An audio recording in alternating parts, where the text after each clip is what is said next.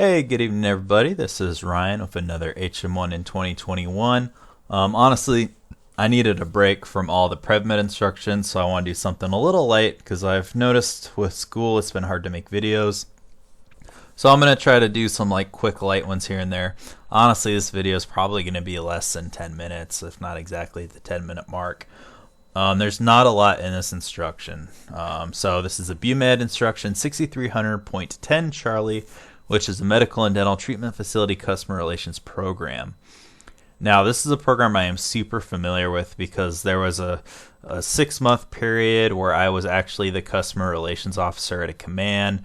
So I'm pretty familiar. I actually wrote a command instruction to mimic this, which if you look at the 2018 timeline, I know when I did that, 3 months later is when this instruction came out.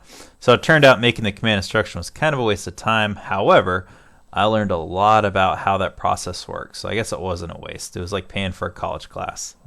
Got my knowledge out of it. So again, the important thing, BUMED instruction 6300.10 Charlie is a medical and dental treatment facility customer relations program. Let's see. I'm going to breeze through a lot of this because to me, a lot of this stuff is pretty common sense. Customer service is important.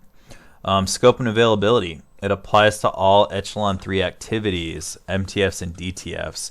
Echelon 3 activities are pretty much like your Navy hospitals and your Navy dental facilities. So not so much a clinic. So for example, Key West is a subclinic of Naval Hospital Jacksonville.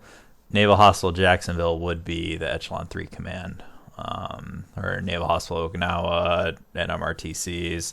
Pretty much all MTFs are Echelon 3 activities. Echelon 4s are the really tiny ones, the little small labs and stuff that are their own little thingamabop.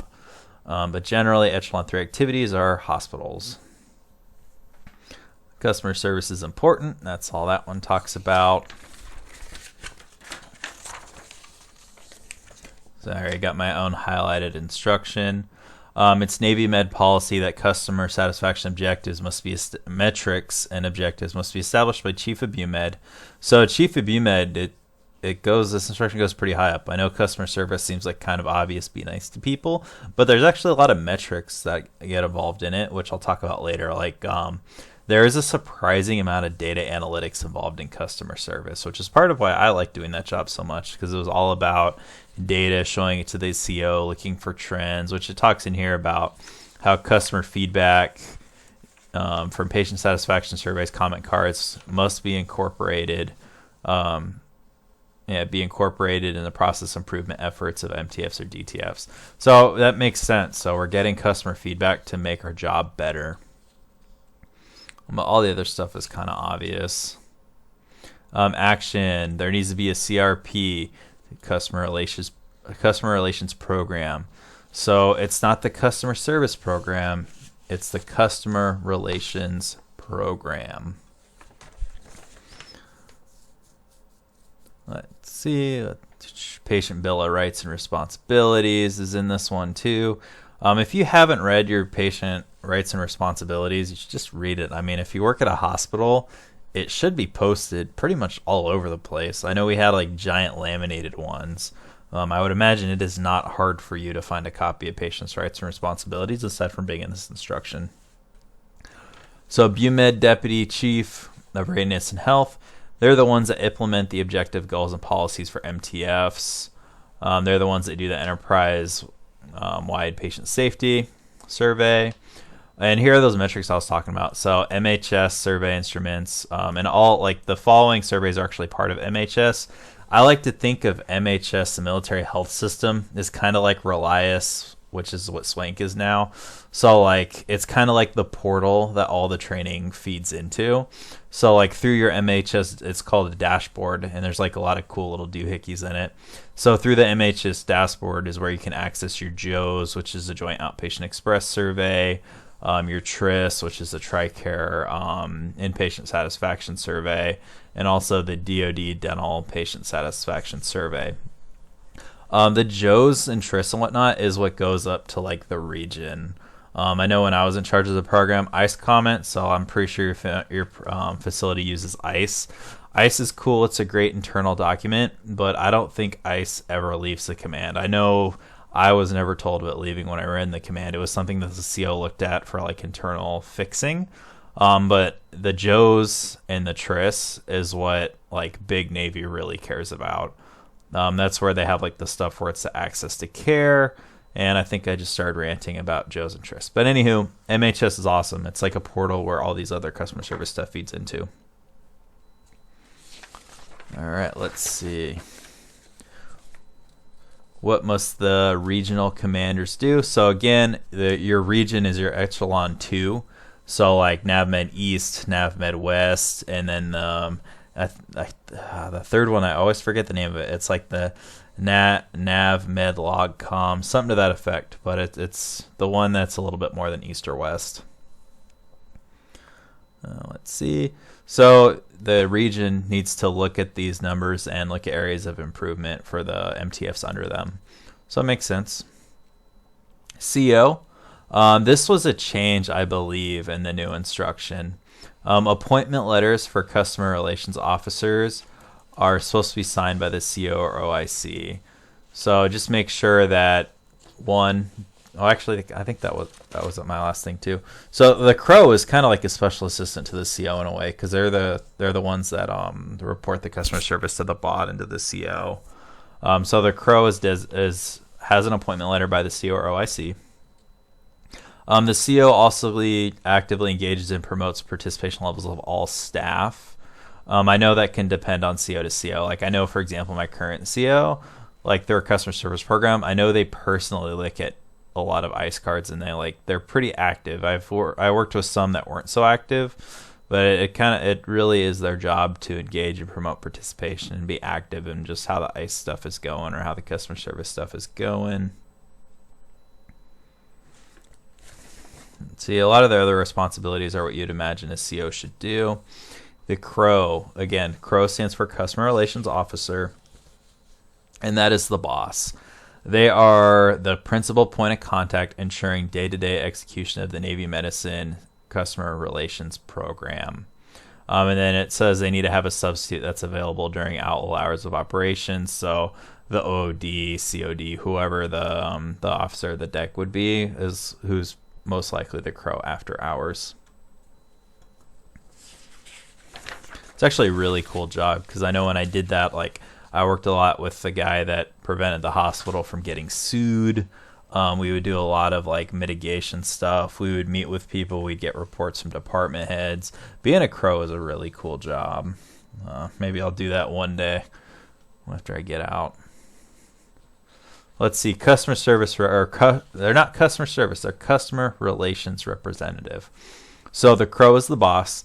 The CRR are like their minions that are throughout the hospital. I like to think of that as the training rep, because that's basically what you are for customer relations. It's the designee in your actual clinic. They need to be appointed by the CO or OIC with recommendation of and in coordination with the Crow. Appointment letters get signed by the CO and OIC.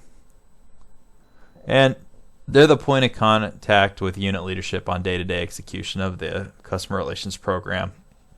They need to be available throughout the whole clinic. Hours, and let's just say if you have customer service issues, go to the DCRR or the CRR, not DCR, the customer relations rep. So again, the two big responsibilities aside from the CO is the Crow, customer relations officer, who is a singular point of contact or the principal point of contact during the day, and then the customer relations representative is like the day-to-day task person doing all their stuff. Then here you go, the MHS approved surveys. We got JOES, joesreports.com, trisreports.com. Kind of hard to mess those up. And then the DoD dental patient satisfaction survey. I know that the dental one wasn't one I looked at too much. And yeah, that's it for this instruction. So there's a couple charts. Let me make this a little smaller so you can see the chart. Oh, hey, that worked out. Let's go a little bit smaller. So flowchart for customer problem resolution. So I think this flowchart is actually obvious to the point of I'm just going over it to be thorough. So you identify a problem. Can the staff member fix it? Then the problem's resolved. If the staff member can't, can the customer relations rep or the chain of command solve the problem? So for a hospital, this is usually it's like an HN or HM3. So who's the customer relations rep? Who's the department head? They work together, and hopefully they can solve the problem. If that doesn't work, they forward it up to the customer relations officer, and then the customer relations officer brings that even higher, and they kind of find out like who they need to talk to. So health benefits advisor, BCAC beneficiary, counseling and assistance coordinator, and these are some acronyms I haven't heard before: the operational fleet medical liaison, the retirees activities office. Then for debt collection, they have the health benefits advisor and the debt collections assistant officer of that person, and then unit department stuff. Hopefully they resolve the problem, but if not, a formal complaint turnover for CRO management. So really the only person above the CRO typically is like the CO, unless they're part of like a director, but typically like a CRO, it should be a special impartial assistant that works for the boss. I know some of the stuff that we had to do was if people had to get banned from certain clinics if they're like abusive to the staff, stuff like that. So remember, the customer isn't always right. However, they need the benefit of the doubt. Let's see, here's a customer relations reference card. Not too much on here. This is like a bunch of the same acronym on different posters.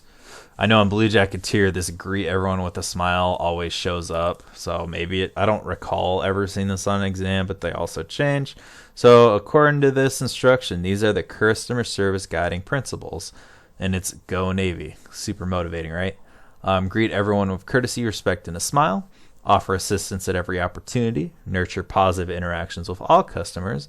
Address the customer's concerns the right way. Value the customer's opinions and listen carefully. You create a great customer experience. A little cheesy. I would just read that a couple times because, again, there's like 4 posters with the same slogan on it. Let's see. And then here's the Bill of Rights and Responsibilities. I mean, I'll briefly go over this, but I hope anyone watching this video has seen this before or has it posted in your clinic, because I'm pretty sure it's supposed to be. But it doesn't say that in this instruction. Patient rights. They have the right to medical care. They have the right to respectful treatment. They have the right to privacy. They have the right to the information about the provider. They have the right to have their care explained to them, and they have the right to informed consent.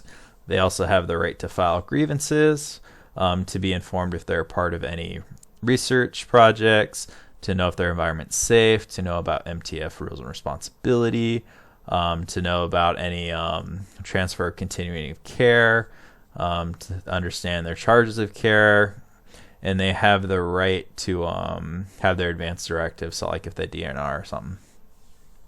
Now their responsibilities, they got to provide info, so show me your ID or you're getting billed.